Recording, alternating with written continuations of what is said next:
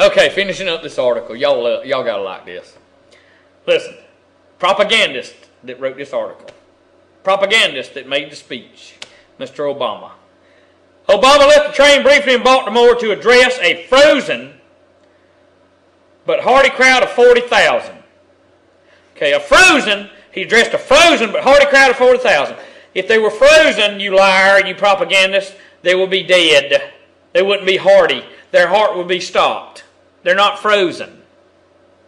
They were frozen, like the piece of steak I take out of the freezer, that I got, them cows that I have that ain't GMO, that were fed on organic pasture that's deemed organic. That meat's dead, that meat's froze. They weren't frozen. How could they be hearty if they were frozen? Why are you doing this, Billy? I'm trying to tell you the propaganda, the bullcrap that the media and the politicians put out and peddle for truth. Okay? They were echoing his earlier remarks, alluding to the men who defended nearby Fort McHenry. We are today not simply to pay tribute to those patriots who founded our nation in Philadelphia or defended Baltimore, but to take up the cause for which they gave so much, he said. President-elect Obama said he's taken up the cause that the patriots defended way back then, that we can have our Declaration of Independence and our Constitution, Bill of Rights and all that. Propaganda, lie, hypocrisy. Back in Washington, members of administration looked beyond the inauguration to the details of governing. Obama advisor Valerie Jarrett addressed the U.S. Conference of Mayors asking for help pushing through legislation to jumpstart the morbid economy.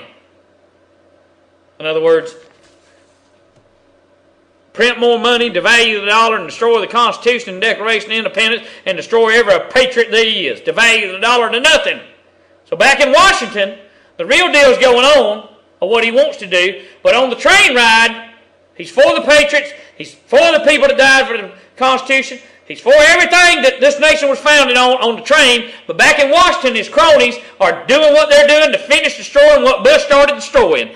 Bingo! I nailed the friggin' nail on the head, put it in the board, and it's over with. The nail's been drove. That's the facts. Okay? I'm just giving you the facts in case some stupid liberal gets a hold of this, and he might wake up. Although Obama's path tracked Lincoln's and took over the same overtone of high security, it wasn't the journey of virtual secrecy that the 16th president-elect took so long ago on the eve of Civil War. Lincoln was smuggled under cover of darkness from one train station to another to avoid feared assassination attempt. Okay? And let me tell you right now, don't come hollering at me and come visiting, knocking on my dang door like I said something wrong. Okay?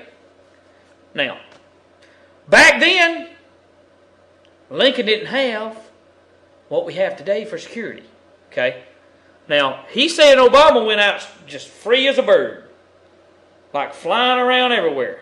Like walking around everywhere. Okay? But up here at the top of the article, if you'll notice and go back and read it, print it out, read it, study it. The hypocrisy of this journalist. Okay? Layered security, concrete barricades.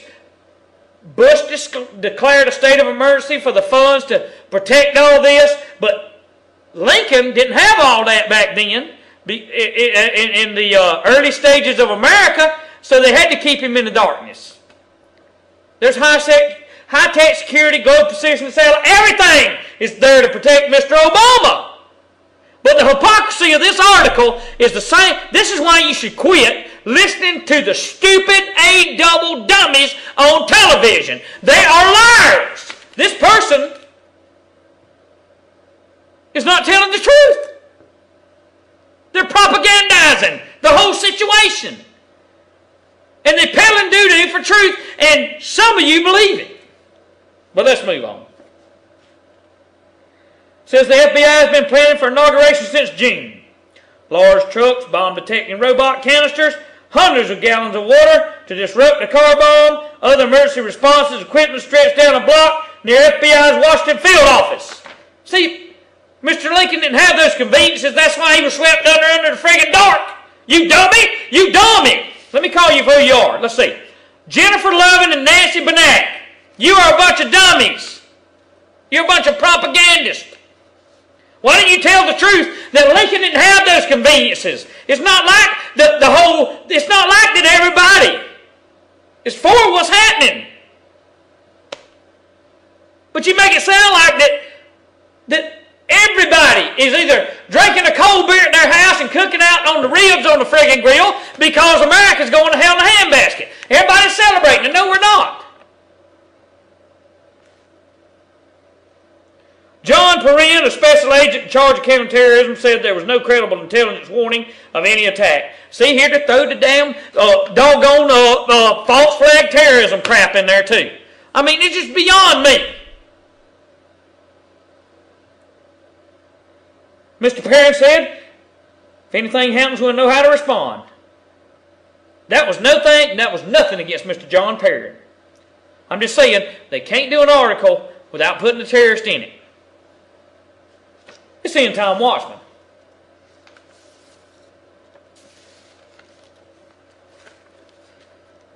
Civil War broke out right after Lincoln rode that same train that Obama's riding today. And Lincoln rode it way before he did. Now, you may say, what in the world has slavery got to do with today? Okay.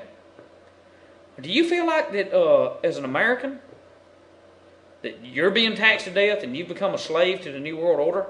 And that the corporations and the big Jewish bankers and all those others that hate your guts and they just want your money and your livelihood, don't you feel like that's enslavement?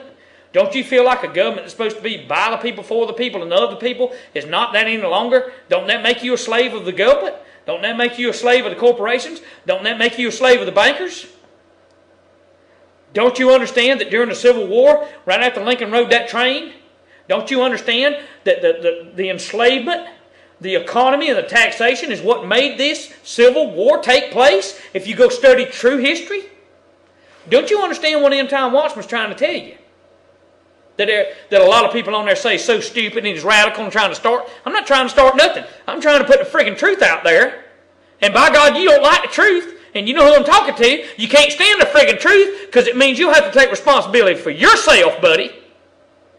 You see? And you can't get your friggin' hand out. And by the way,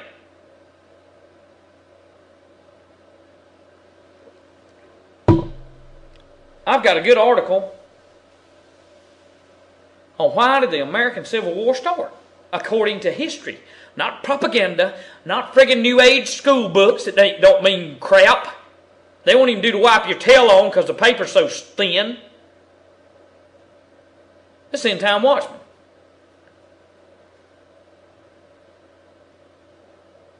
Monday and Tuesday shall become interesting. Wednesday and Thursday shall get even more interesting. Friday and Saturday will not only tell the tale, but it will show a lot of Obama supporters that what he said on the campaign trail, he ain't gonna do. End Time Watchman. I'll be back with you.